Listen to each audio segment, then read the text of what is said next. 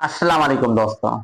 दोस्तों, यूं तो माशरे के अंदर बहुत सी माशरती बुराइयां मौजूद होती हैं, लेकिन कुछ बुराइयां ऐसी होती हैं जो सरजद तो हमसे होती हैं, लेकिन उनकी तकलीफ हमारे आसपास के लोगों को भी होती है। उसी में से उन्हीं बुराइयों में से एक बुराई, एक समाजी बुराई, एक आम होती हुई बुराई, एक बढ़ती बुराई है गुटखा खाकर जगह जगह थूकते रहना।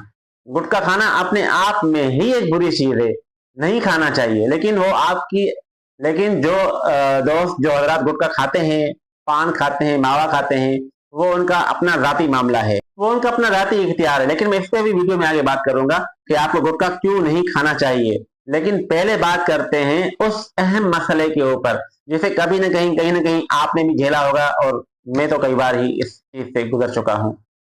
आप गौर करें, नोट करें कि रास्ते से जब बहुत तेज रफ्तार बसें गुजर रही होती हैं, तो लोग क्या करते हैं, गुटखा खाने वाले, मावा खाने वाले, पान खाने वाले, वो खिड़की से अपना सर बाहर निकालते हैं और थूक देते हैं, बिना ये देखे, बिना ये सोचे कि हमारी ये थूक कहाँ गिर रही है। कई मरतबा साइड से दूसरी गाड़ी गुजरने वालों के ऊपर वो थूक गिर जाती है। कई मरतबा बाइक गुजरने वालों कई मरतबा बाइक वालों के ऊपर वो थूक पड़ जाती है। कई मरतबा राह चलते, फुटपाथ पर चलते लोगों के ऊपर भी जो है वो थूक गिर जाती है। देखिए कितना ही बड़ा अमल है कि हम एक अमल हम खुद कर रहे हैं और उससे दूसरों को अजियत पहुंच रही है। लोगों के कपड़े गंदे हो जाते हैं और वो किस किस्म की अजियत में मुब्तला होते होंगे। गुटखे की जो थूक उनके ऊपर जब गिरती है, एक आम थूक ही किसी बंदे के ऊपर गिर जाए बगैर गुटके मारेगी, तो वो कितना, मतलब उस बंदे की क्या कंडीशन होगी। तो आप सोचें कि जब आम थूक बंदे के ऊपर गिर जाए तो वो क्या फील करता है। आप गुटके की थूक भर भर के फेंक रहे होते हैं, और कई बार मैंने खुद देखा है और मैं खुद इस चीज से जो है गुजर चुका हूँ। कई बार तो मेरे अपने कपड़े भी गंदे हो चुके हैं इन गुटके की और मावे की थूकने वालों की वजह से। तनकीद नहीं कर रहा, मैं नहीं कह रहा कि आप लोग जो है वो बुरे हैं, या मैं सिर्फ इस्लाही तौर पे ये कह रहा हूँ कि आप जब गुटखा खाएं, मावा खाएं, तो कोशिश करें अपने साथ कुछ ऐसा रखें जिसके अंदर आप उसे थूक सकें। वह तो ये भी बुरी चीज, जब आप सफर करते हैं, सफर पर निकलते हैं, तो लाजमी बात है कि आप तो पब्लिक ट्रांसपोर्ट यूज कर रहे होंगे, अगर तो आपके साथ तो दूसरी आवाम भी होगी। उनके साथ बैठकर जब आप थूकते रहेंगे किसी किसी भी बर्तन में, किसी भी बोतल के अंदर, तो ये चीज भी इंतहाई जो है ना वो ऐसी सूरत हाल पैदा करती है, करपनाक सूरत हाल पैदा करती है इंतहाई, ये चीज भी। लेकिन उससे तो कम से कम बेहतर है कि आप यहाँ वहां थूकते करें।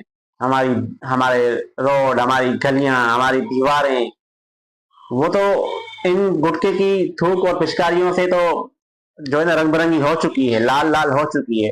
लेकिन लोगों के कपड़े भी खराब हो रहे हैं। कई मतलब ऐसा होता है कि कोई तैयार होकर किसी तकरीब में जा रहा होता है, कि इंटरव्यू देने के लिए कोई निकला हुआ होता है, किसी ने कहीं शादी पर पहुंचना होता है, कोई फैमिली के साथ जा रहा होता है, और उसके ऊपर आपके गुटके या मावे की थूक गिर जाए, तो सोचें कि उसका उसके ऊपर क्या गुजर रही होगी, वो किस अजियत में मुब्तला होता होगा।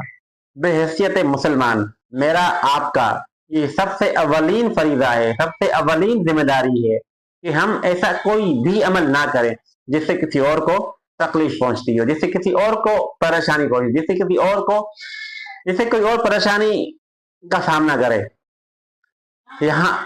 और दूसरों को तकलीफ से बचाने पर जो है बहुत बड़ा अजर सवाब भी रखा गया है। अगर आप रास्ते पर चलते हुए मामूली सा पत्थर, कंकर हटा देते हैं नियत के साथ कि किसी को तकलीफ ना पहुंचे, तो उस पर बहुत बड़ा अजर सवाब आपको मिलता है, हमें मिलता है। तो सोचें, अगर आप इस सोच के साथ कि मैं गुटखे की थूक, मावे की थूक जो है वो अब हर जगह नहीं फेंकूंगा ताकि लोगों को परेशानी ना हो, सोचेंगे कितनी बड़ी बात है।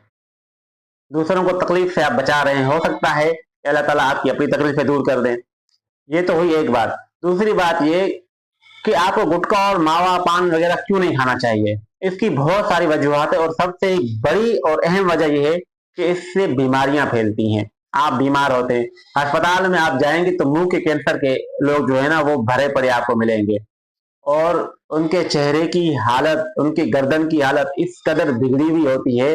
जब आप उनको देखेंगे, कि आप उनको जब देखेंगे तो आपकी भी एक बार जो है ना रूह काम जाएगी।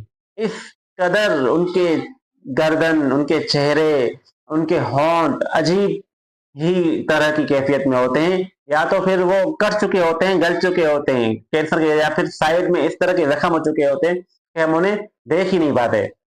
पहली वजह ये है कि इससे आप बीमार हो जाएंगे।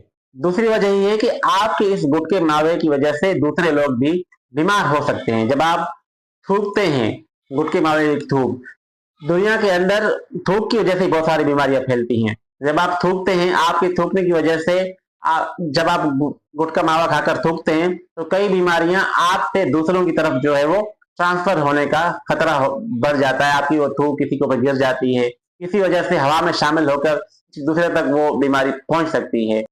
और तीसरी चीज क्या है? तीसरी चीज ये है, जब आप गुटखा मावा खाते हैं, आप सोचें, आप जब गुटखा मावा खाते हैं और कोई आपसे बात कर रहा होता है, आप कैसे बात कर रहे होते हैं?